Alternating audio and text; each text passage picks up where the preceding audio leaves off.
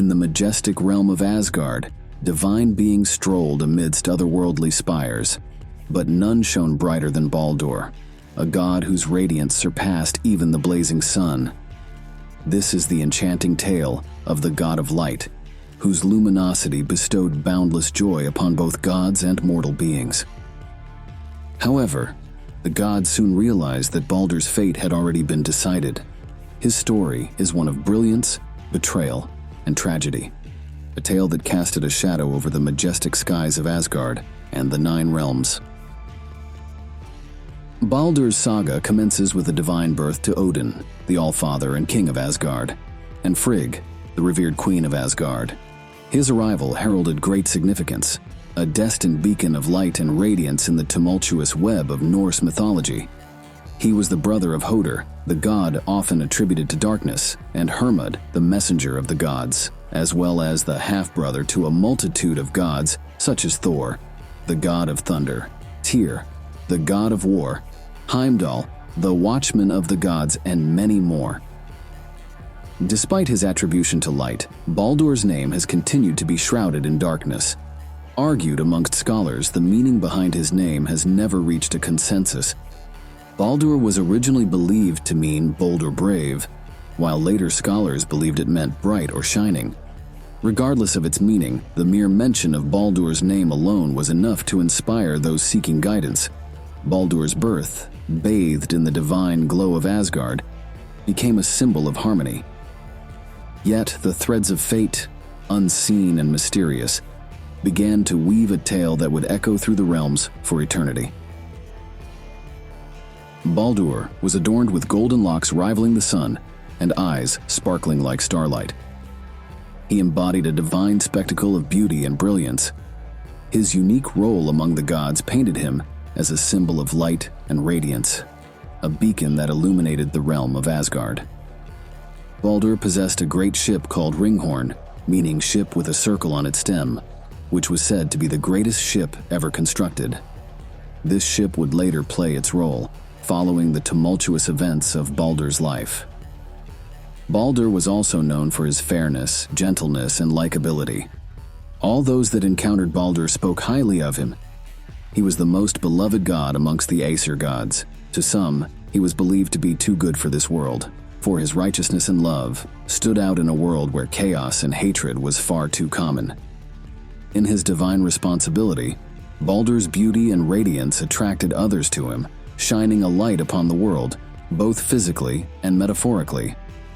His benevolence dispelled darkness, and the gods reveled in the eternal glow emanating from his presence. Asgard basked in the warmth of his luminosity, and existence seemed to weave a tale of unending harmony. Amidst the heavenly realm of Asgard, Baldur's heart resonated with joy as he found his match in Nanna, a goddess radiating love and joy. She represented the heliotropic nature of flowers, which bloom with glee at the sun's light and seem to follow it across the sky into death, withering away when it goes but returning anew with the rebirth of spring. The union of Baldur and Nanna, blessed by the divine forces, became a living symbol of joy. They represented an opposite pairing to Sigyn and Loki, where Nanna and Baldur's marriage consisted of a wife devoted to a joyful and a celebrated husband. Sigyn and Loki's marriage consisted of a wife devoted to a scheming and outcasted husband. The connection between these gods was greater than symbolism, as we would later learn. From the divine love of Baldur and Nanna came a son named Forseti. Forseti was a god intricately associated with justice and fairness, following the theme of his beloved parents. The halls of Asgard echoed with the laughter of their divine family, a testament to the harmony bestowed upon the realms by Baldur's radiant presence. The Aesir reveled in the joyous symphony of their existence, unaware of the shadows that quietly plotted the fate of both Baldur and Nanna. Yet amidst the radiant joy of Asgard, insidious shadows crept over Baldur's destiny. Troubling dreams like ominous phantoms haunted his nights, and visions of impending doom casted a shadow over his thoughts. His mother Frigg was also haunted by these malevolent visions. This was seen as an ominous sign, for dreams were believed by the Norse to contain glimpses of the future and things to come. Odin decided that something had to be done to protect his beloved son. Mounting Sleipnir, the eight-legged horse, Odin rode to Helheim, the realm of the dead. He searched for an oracle that could decipher these ominous premonitions. There, Odin found the deceased Völva, a witch and a practitioner of Cider, a form of magic that was capable of viewing the future, among other things. Seeking her help, Odin used magic of his own in order to resurrect her from the dead. All did not go according to plan, however. Völva was most displeased at being roused from her death slumber and resisted Odin's interrogation. Undeterred, Odin pressed on, eventually earning several hints and glimpses of the future from the reluctant Völva. She foretold that Baldur would indeed die, though she did not specify how, and that those who loved him would mourn. With nothing more to gain, Odin returned to Asgard. He shared what he had learned with his wife Frigg, and she was rightfully devastated. However, a mother's love is not easily quelled. Frigg was determined to forestall her son's death.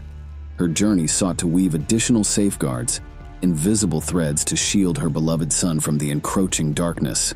Frigg approached all things in the universe, living and inert, and made them promise never to harm her son.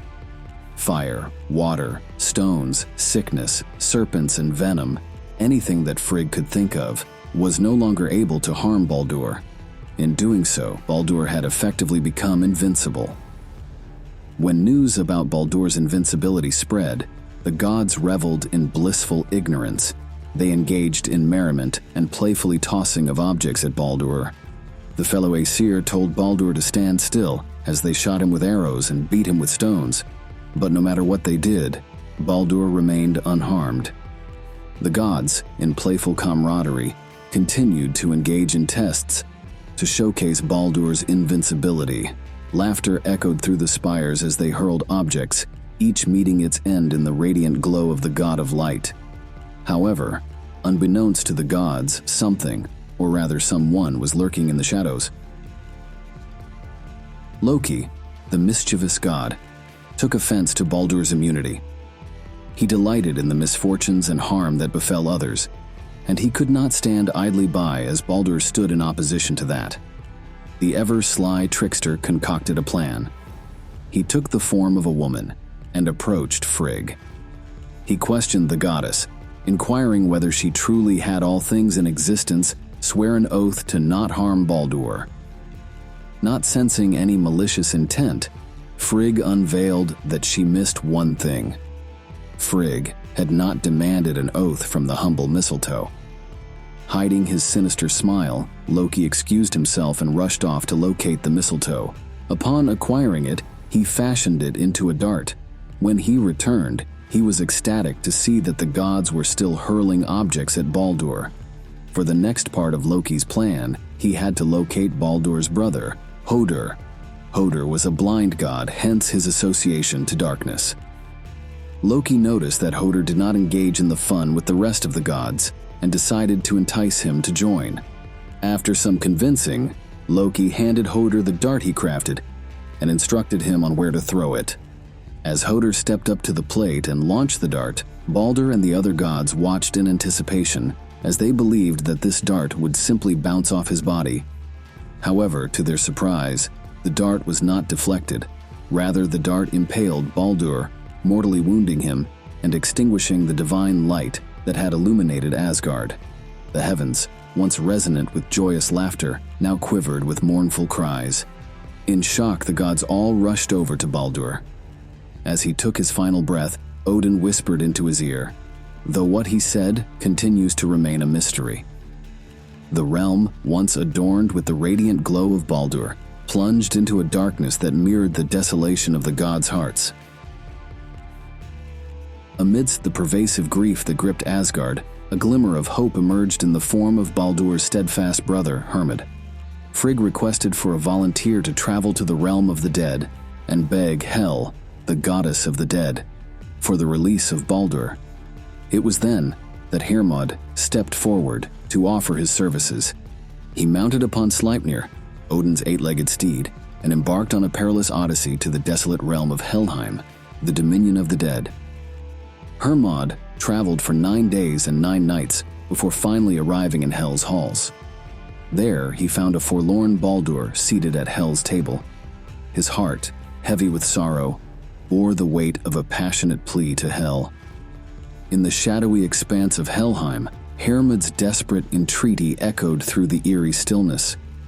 Hermod asked the goddess of death to release Baldur, claiming that the fallen god was the most beloved being in all creation. Touched by the god's profound sorrow, Hel proposed an otherworldly challenge. She agreed to Baldur's release, but only on the condition that all things, living and unliving, first weep for him. Ecstatic, Hermod agreed to the challenge and rushed back to Asgard with the news. Upon hearing this, the Aesir quickly began sending messengers out to spread the word. They approached humans and animals, trees and plants, and even inanimate objects such as rocks and stones. All things indeed began to weep for Baldur. The gods were close to eliciting tears from every last entity in existence. That is, until they found an old giantess named Thok in a remote cave.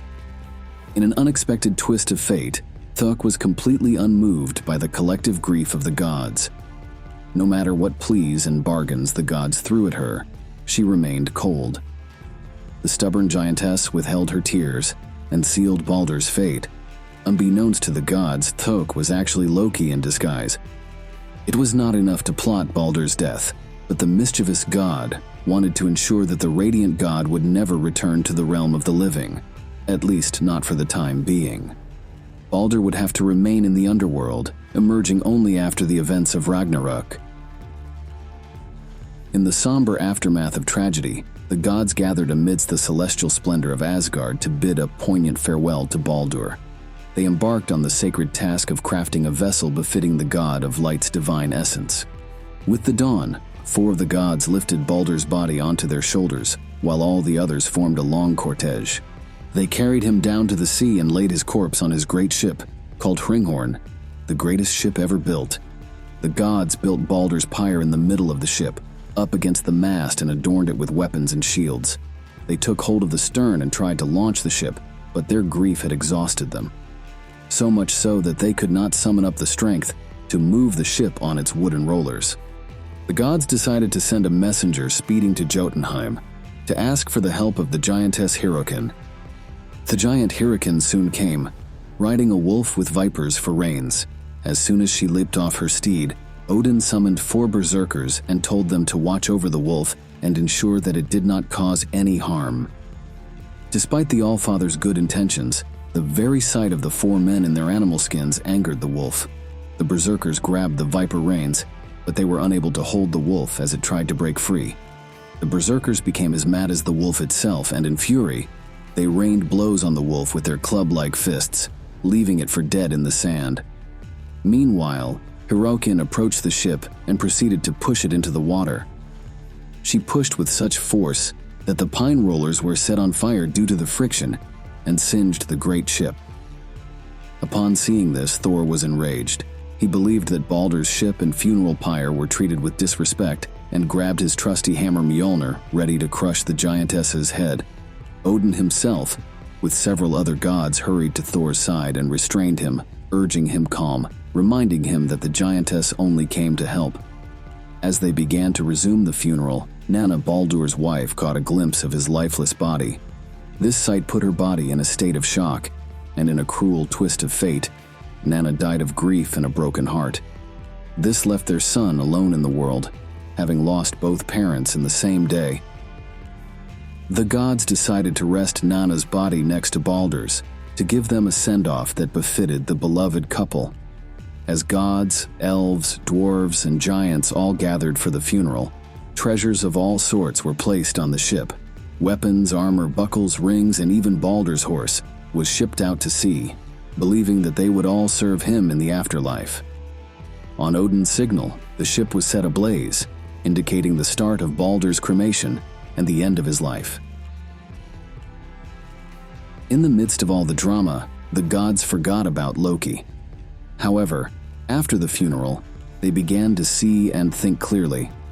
Though sorrow still draped over Asgard like an eternal shroud, the gods turned their collective wrath towards Loki, the deceptive architect of Baldur's demise.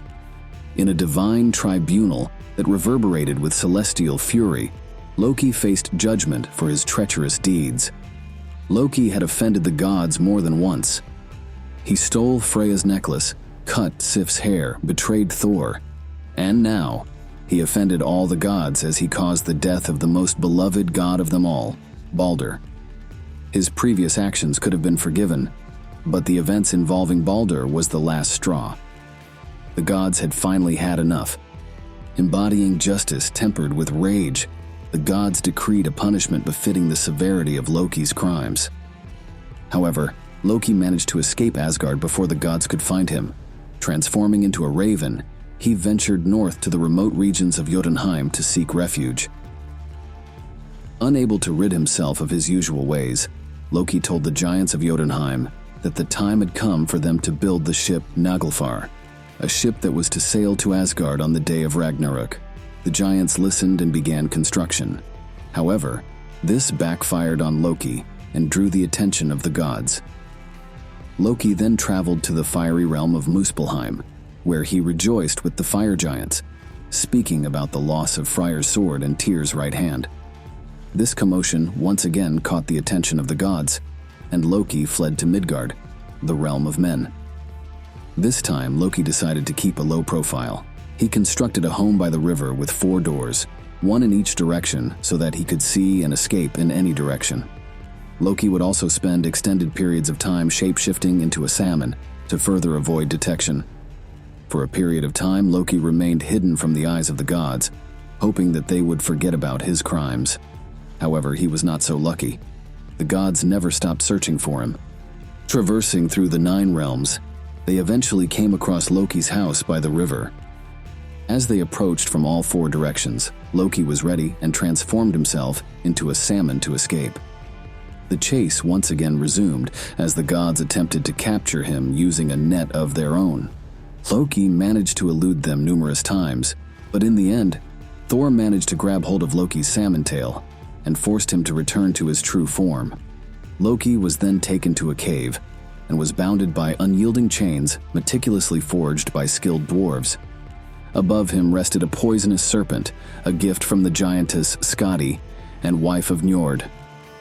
The serpent's venom would slowly but consistently drop onto Loki's eyes and face, forever torturing the mischievous god. However, Loki's wife, Sigyn, was the only one who cared for Loki.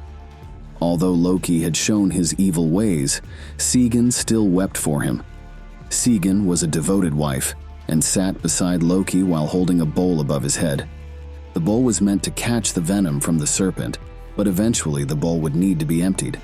In these moments, as she left his side to dispose of the venom, the ever-falling drops of venom would come in contact with Loki's face, causing him to writhe and shake in agony.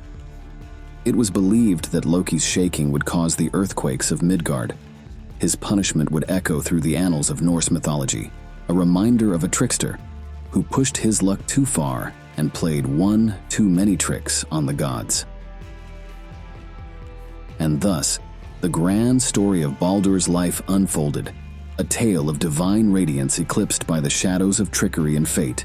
Asgard, once bathed in the eternal glow of its god of light, now bore the scars of profound loss. The gods, grappling with the consequences of their actions, found themselves entangled in the intricate web of destiny.